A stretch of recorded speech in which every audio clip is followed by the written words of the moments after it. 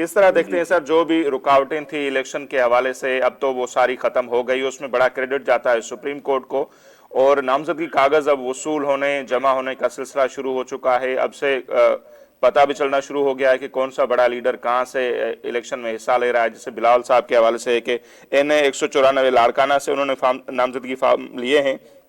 जहांगीर तरीन साहब 3 हलकों से इलेक्शन लड़ रहे हैं, आज तक की खबर है।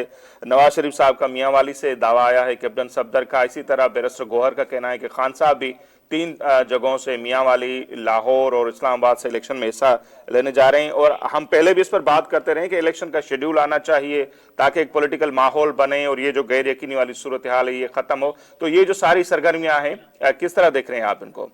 جی بہت اچھا ہے جی، بالکل بالکل بہترین ہے. ہم وہی بات تو سب لوگ کہہ رہے تھے کہ جب الیکشن شیڈول کا اعلان ہوگا تب وہ الیکشن میں گرما گرمی شروع ہوگی.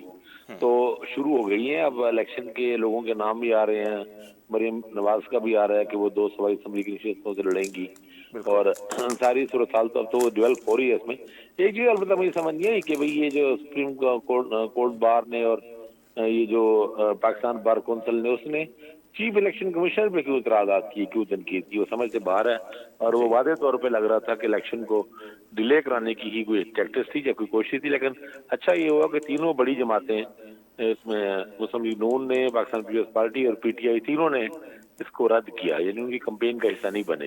حالانکہ PTI کو تو بہت سے ریزرویشن ہیں ظاہر الیکشن کمیشن کے خلاف، چیف الیکشن کمیشن کے خلاف، لیکن انہوں نے پھر بھی الیکشن کی طرف جانے کا سوچا کہ ڈیلے سے بچنے کے لیے، اس کے لیے. تو کیونکہ جیسے ہی اگر چیف الیکشن کمیشنر کو ہٹایا یا کچھ کیا تو الیکشن تو پھر گئے. الیکشن پھر 8 فروری کو نہیں ہونے کی.